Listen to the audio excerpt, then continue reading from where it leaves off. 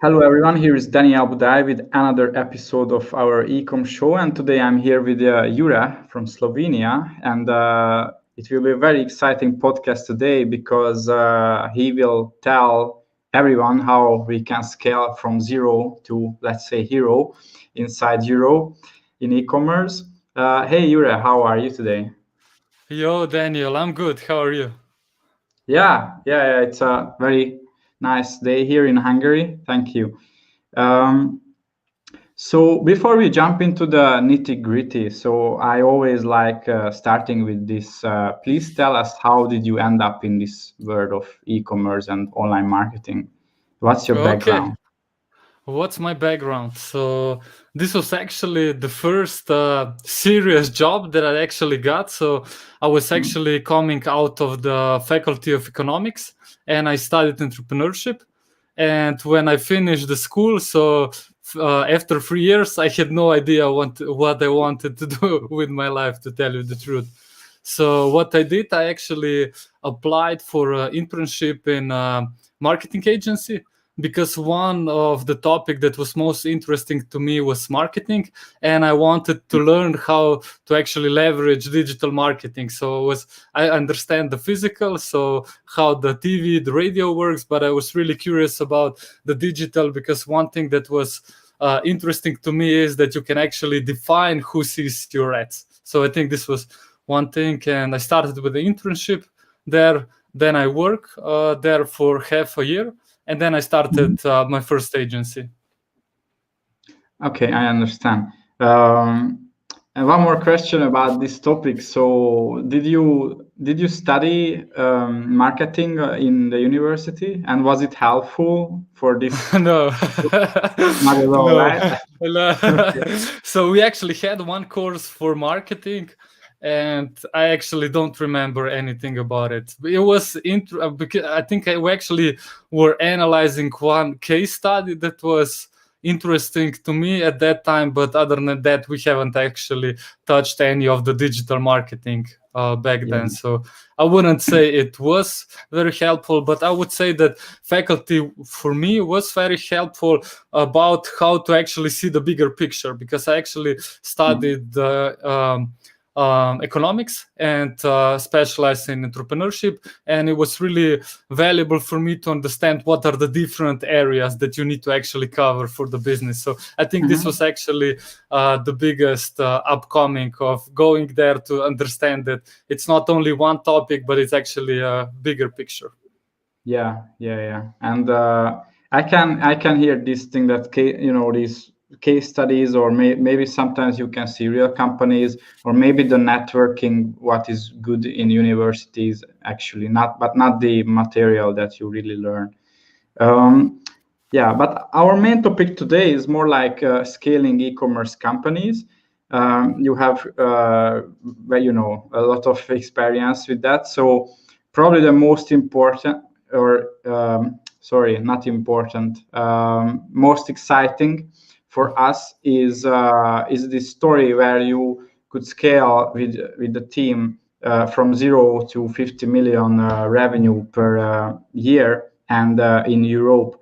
And why I'm really excited about this, because I can talk to many guys from Europe who have some limiting beliefs about the European market, that the Mm. US market is bigger, or maybe even China is, nowadays it's a big market. But Europe, it's very, there are many, more than 50 countries here, many different languages, and it really limits the scale, in their opinion.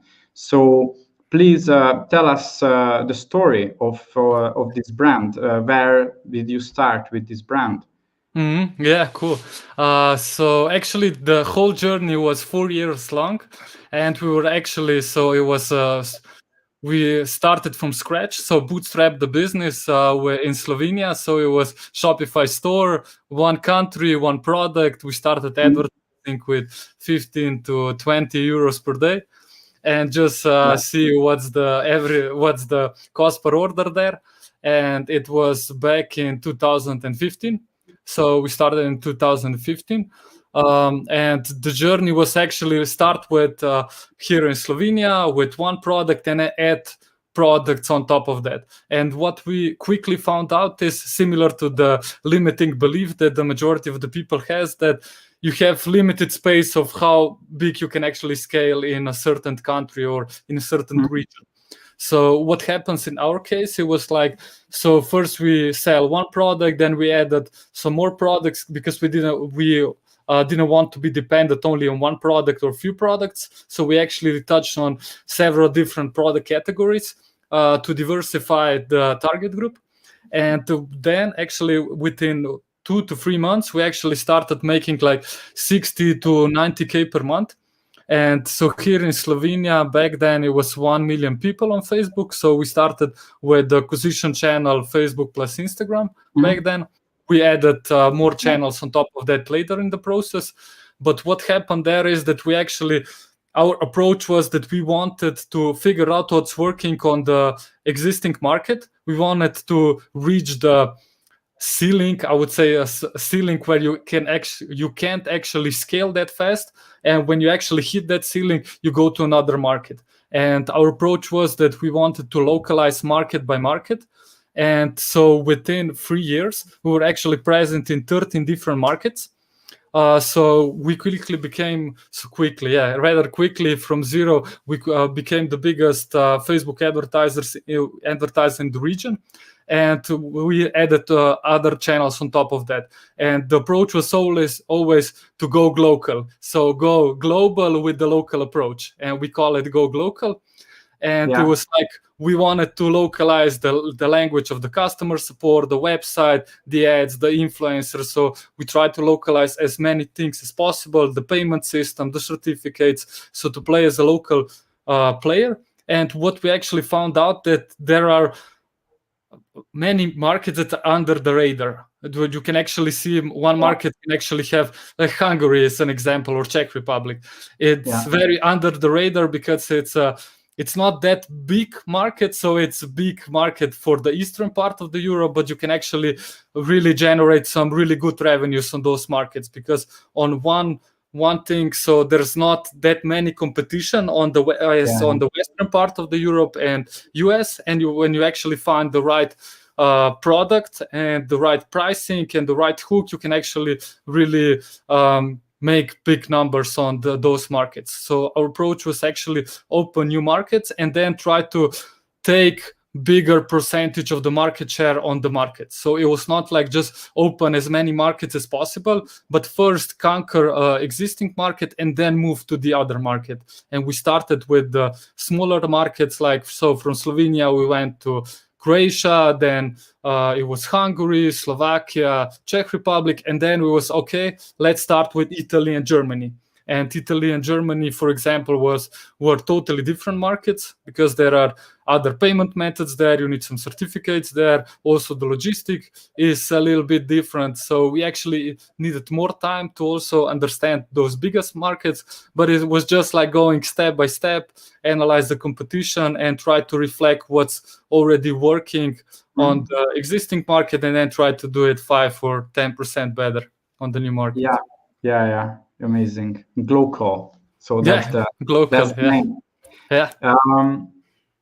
So a few questions. Was it only one product, one niche? Did you add only new countries, or you also added new products and even new niches to the stores? Yeah, so in our case, it was actually, so we did like 7 figures per month with 8 products. So this was the beginning. So, and then we were invited to Facebook Dublin offices when we actually talked with our account manager, and she told us that you are not a sustainable business.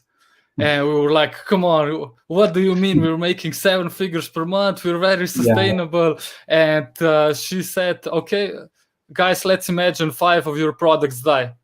How much revenue do you generate? And then we understand, we need to change something. And then we did that year. Our main focus was, we don't want to open new markets, because at that time we were selling like 8 products on 8 markets.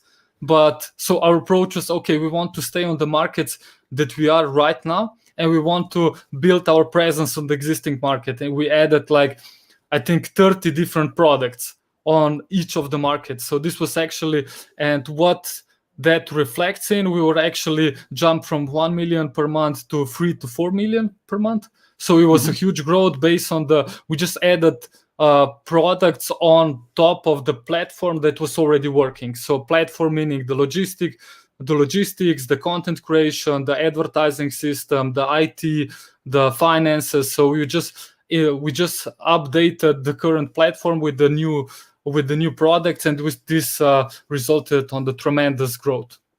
Yeah. I understand. And a few more questions about the strategy mainly. So, at what point you decided to go out of Slovenia, and first you went to the east, right? To like Croatia, Hungary, Czech Republic, and after you went more to the west, like Italy and Germany. Yeah. Why did you do it? And why in this order? And at what stage you and what you can suggest to other e-commerce business owners when they should do this step? That okay, now I go to the second country. Now I go to bigger Western markets and these steps. Yeah, so on my point of view, it actually comes down based on the price point, based on the niche that your product is in, and based on the how big your market is. Because if someone, let's say, start in Italy or Germany, they have a lot of room to grow. Because I know many businesses from Germany that do like 50 million per year only in Germany.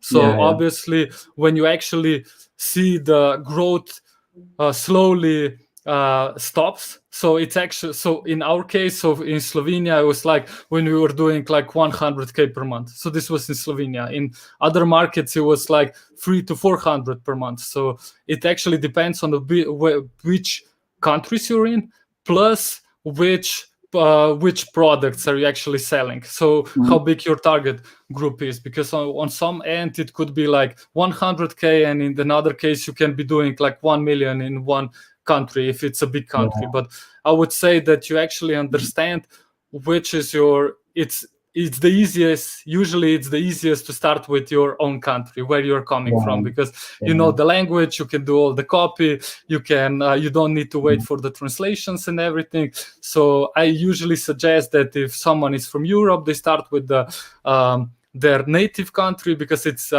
easiest to test. But you understand the people. You understand how the purchase behavior is done.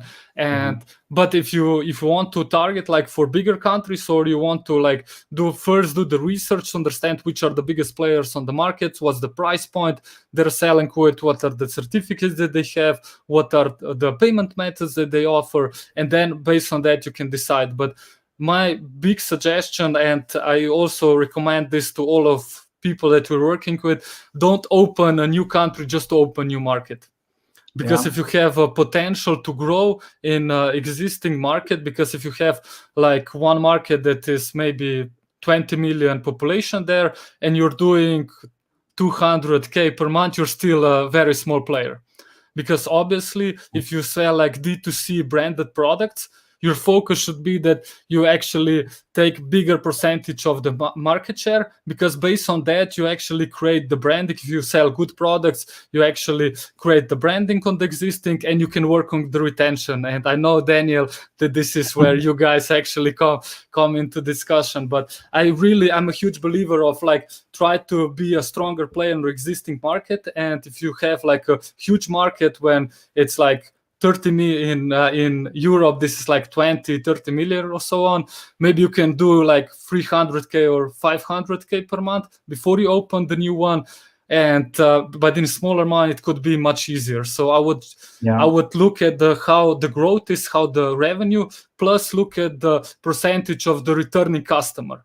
Because once on the market, if you do all the exclusion right, and you're making the percentage of the returning customer is like between 30 to 40% on the Shopify. So this is just my personal opinion. You have you reach big potential on the existing market, and you need to focus on other channels, work on the retention, and there's not that big potential on the acquisition side. And I would actually, based on that data, I would decide, okay, we want to go to another market. Yeah, and it takes time to build it up. Yeah. I see companies going to 15, 20 countries because just for the sake of going there, because we heard that it's a good strategy, but they were not strong in any of the markets. They wanted to build out the operations, and it wasn't profitable because they were not strong in any markets. There is a really good book from Peter Thiel, 0 to 1. Maybe you also know that book, and he talks a lot about it's much better to be in a small niche, small market, and being the market leader, build out a monopolium basically, than being in a huge market and you are just one of the players and you are not very strong there. Yeah, I totally agree with you. I would much rather do like 7 figures in 2 or 3 markets than to have like 20 markets and do 7 figures. Yeah, and you end of the day you will go mad. And plus you actually, if you focus on less countries and be a big player there, then also like word of mouth, actually, if you sell good product, word of mouth actually comes to the picture. Exactly. Because what I see with good products, branded products, and the product that you can actually build on the retention side, what happens is that you actually, when you open the market and you open with the acquisition channel, let's say it could be Facebook, Instagram, Google Ads, first you actually the ROAS is much worse than, let's say, 6 months or 12 months in. Because when you actually spend that much on the market and if you sell like really good products and you work also on the retention side, overall ROAS increase. So also our approach usually is that we try to take over the market really aggressively to get this acquisition as quick as possible, and then work on the retention side. And when we see there is a good profitability on the existing market, we try to then reinvest on the open market. So it's like a wheel. So you don't need to like just focus on the acquisition side all the time on the existing market, but then on some stage on the country, you need to be focusing more on the retention side, plus new channels, plus maybe do some branding side with the influencers, PR. So I think it's about finding the right mix, and it actually changes down the road how much time you are actually present on the market. Yeah. And I'm sure we can agree that when you take a look at, let's say, I don't know, 7-figure, it can be even 8-figure business, you take a look at their Facebook ad account and they are drop shippers or they just started out maybe 1-2 years ago, a new brand, versus an established brand, like you can name any, like Gymshark or Louis Vuitton, or all of these, or at least a well-known brand, their ROAS is just much better, right? This is what I could see so far. Like, there are crazy differences. It's not like 2-3x ROAS, but I could see 20x, and it's just a different level of game because people already know it. It's in their mind, and I think it's also the future actually of D2C brands, because in my understanding, there are branded, so there is white label or no brand products, there are branded products, and there are brands. So with no branded products, so people usually buy the solution, and usually advertisers overpromise on the solution side, and the customer actually has no idea where they're coming, where they actually are buying from. So they don't know the store that they are buying from. They know that I'm buying a product that will fix this problem, or this is the solution that I have. And I think the future of D2C, in my opinion, is that actually the D2C brands actually first sell branded products that are good products, plus they have a story behind them. So you can see like Gymshark or something like that, they have really good story behind them, and that's actually the reason why they actually can build up these amazing numbers and they can grow so much. So I see also in the future, like within 3 to 4 years, the channels will definitely change. So I believe that the acquisition, especially acquisition channels, will definitely change. But I think the branded side of the story and the people will actually follow the brands, the companies that actually have their shared values, and I think they're there to stay for the longer period of time. Yeah, exactly. It will be very interesting a few years from now. Even this year and last year was very exciting as well. Yeah, it's all it's always A exciting. lot of opportunities, right? Yeah, exactly. It's amazing. Yeah. So if I know it well, this story was from 2015 until 2019, right? This business, and after you started your agency, please tell us more about your agency, what you focus on, what clients you help, how you help them. Yeah, so basically, when I started this company, it was like, okay, I want to combine my previous experience. So I actually had the experience from running my own performance agency for 3 years. We were actually helping local businesses sell to other countries. And then it was like working in-house for this business as a CMO. So I actually created like the different channels, the content creation department. I also communicated with other departments, and it was like, okay, let's create something that will mix those two experiences together. And the idea of the boutique e-commerce specialized agency come up. So it was like, okay, we want to work with limited number of clients. Right now we work with only 4 clients, and the team is 15 people. So we work as a outsource. What the vision is to work as an outsource marketing department. So we try to actually take care first of the acquisition side, then on the branding side with the influencers, plus doing also the sales with them. We try to do some retention side. So basically be with the businesses from when they actually get some traction on the market. We usually onboard businesses that make like 50 to 100K per month, something like that. And we try to scale them to 7 and 8 figures. And usually, so the whole concept is about, okay, how can we actually help limited number of clients scale in Europe? So we try to really we try to implement this go local approach and combine it with the previous experience that we have. Yeah. You have your own method basically, and you use it for these clients. You implement it for their marketing. I'm really curious how you qualify these clients. So who is a good fit for you and who is not? Because if you have only 4, I guess you are very, you screen them hard, I'm sure. Yeah, there's a lot of guessing, to tell you the truth. So it's still not a perfect system. So right now we are on the market for a little bit more than 1 year. So there's a lot of testing, guessing. I actually, luckily, I've been involved in many e-commerce projects. So I can some of the red alerts I can actually define right away, but we have like some different criterias about how high the revenue should be, what's the target ROAS, what's the team structure look like. So we have some different criterias pre-prepared, but we are constantly changing, because if you would ask me like 3 months ago, I would tell you like a totally different perfect client portfolio that we have right now. So I think it's an ongoing changing process. Yeah, interesting. Yeah, one of the new questions that we started asking a few months ago is when we talk with the owner, especially then, but even from the CMO, is what is your goal with your business? You just want, I mean, not just, it's important, but you want to make money, that's the only goal, or maybe you want to build a solid, long-lasting brand, or something else, maybe making a family business.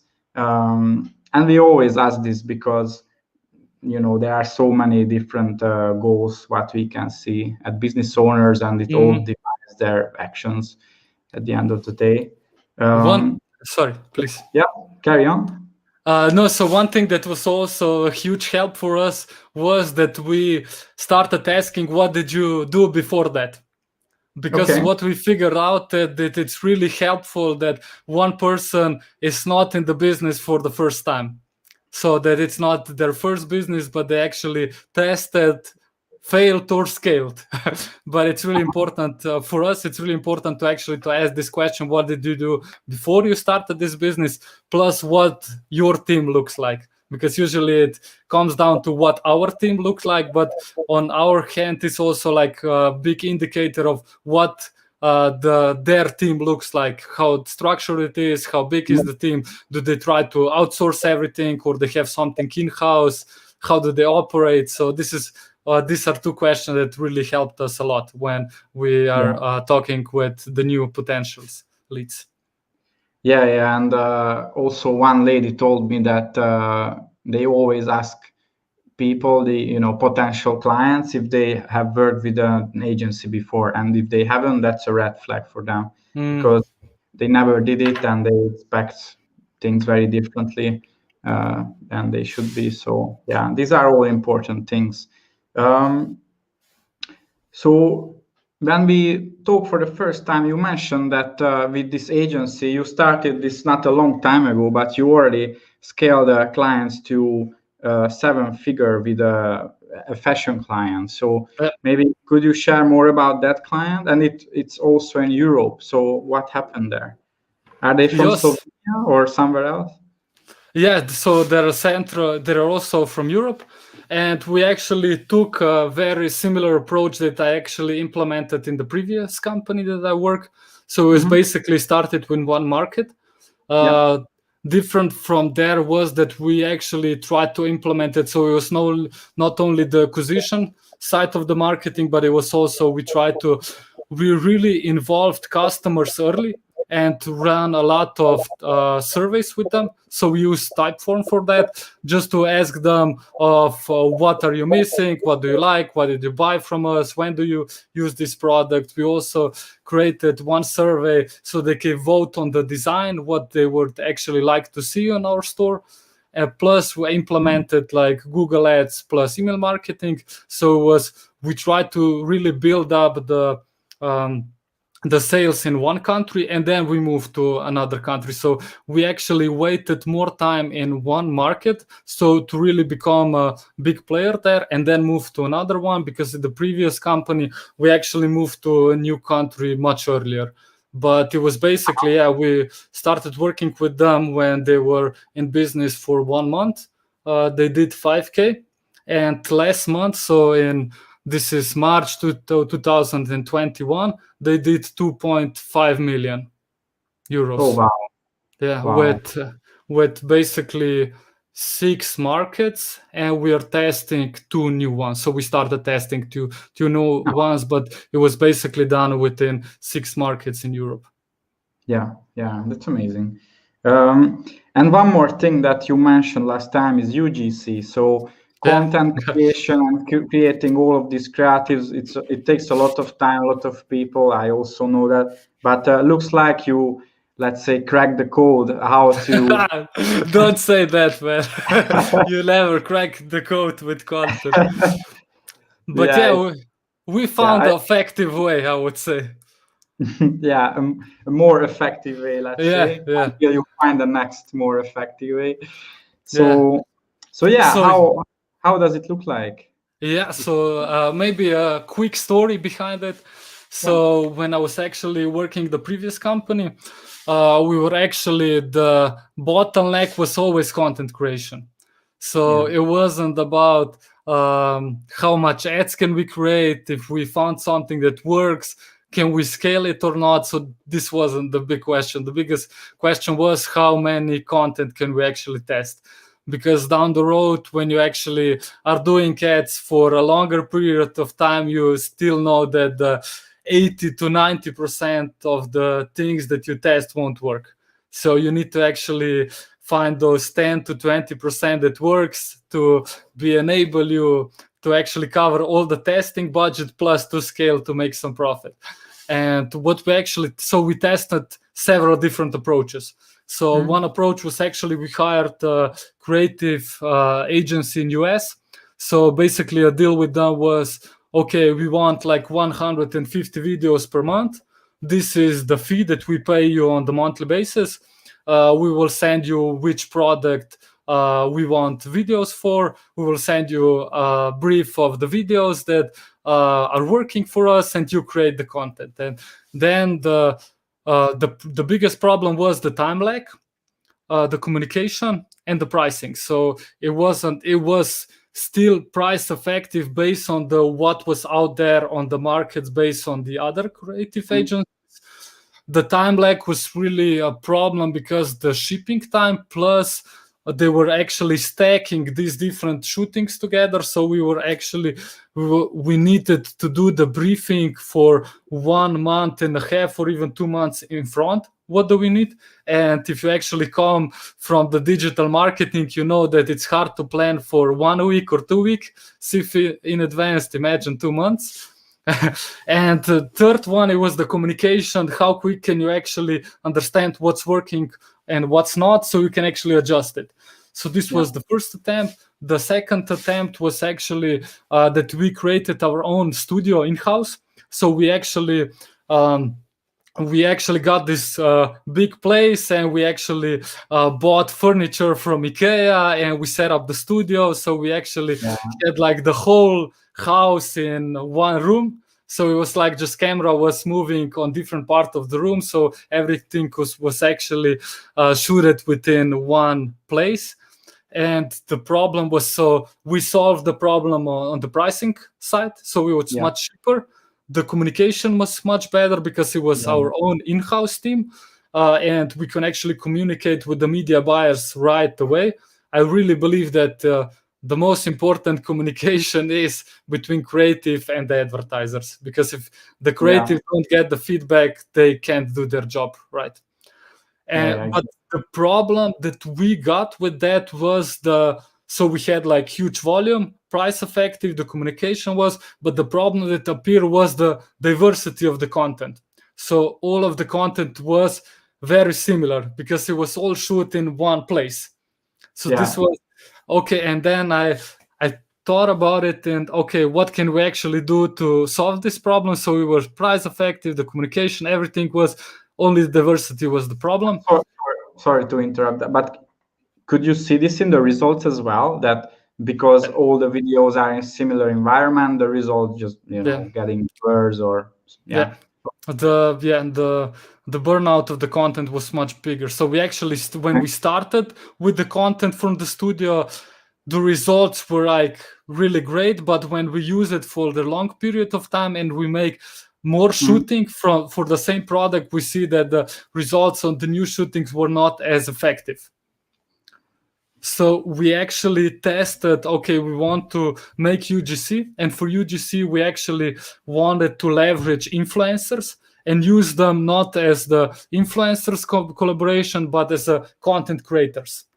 So the step there was that we actually found influencers that created good content and agree with them on the monthly deals, or even a longer period of time. We ship them like 5, 10, or how many products, and we agree on the pricing based on the photo and video. And they come back within 14 days. They come back to us with the creatives, and we pay them based on the amount of the creatives that they deliver, and they don't need to post anything. And what we had in-house was only one person that communicated with the influencers, so to do all the briefing, what's working, what's not, what do we need, and agree with them on the pricing side and the product, and the post-production team. So the team that was actually responsible for post-production of the videos and photos, so they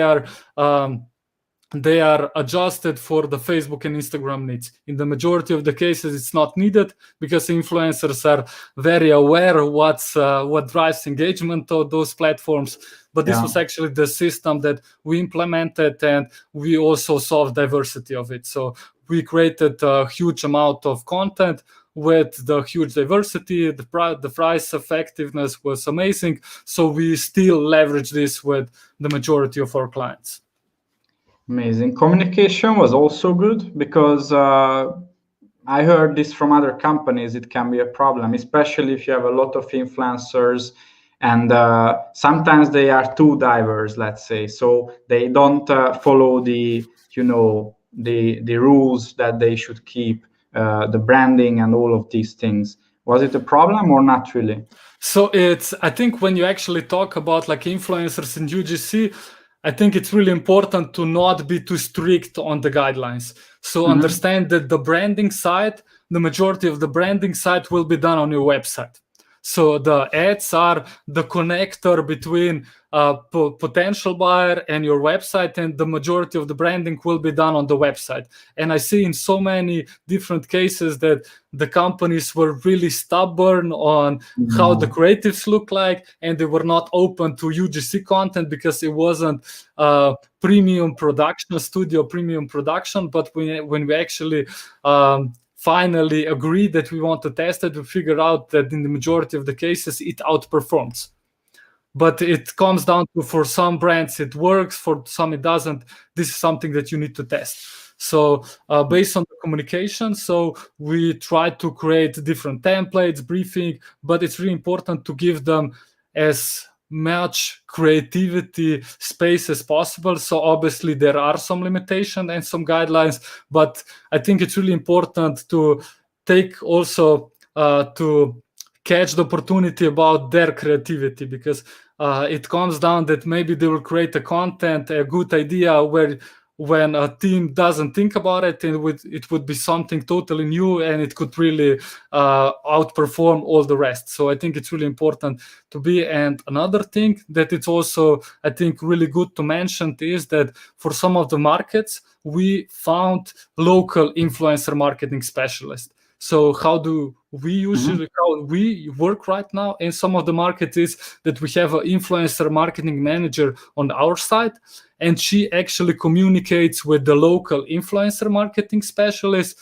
and she knows the market, she knows the influencers, and the influencer marketing manager, who is in-house, just give her the guidelines of what do we want, what's the campaign about, and she is actually responsible on running the campaigns. You can do this with the local influencer marketing specialist, or you can actually hire also influencer marketing agency, because we found out that in some markets it really helps and the performance is much better.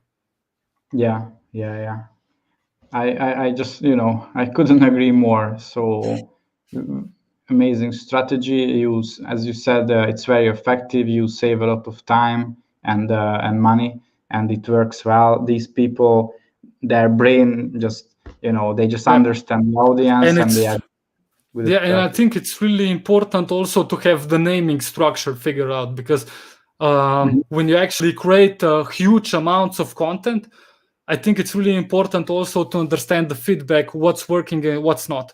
So it's really important to also have a template for the naming side on the creative level, and on, if you use like Facebook ads or Google ads, it's really important to actually implement the template naming structure in the ad account, so you can figure out what's working on the creative side and what's not. So in our case, we actually create a naming system on, to understand who is the creator, if it's a video or photo, what's the dimension, when it was created.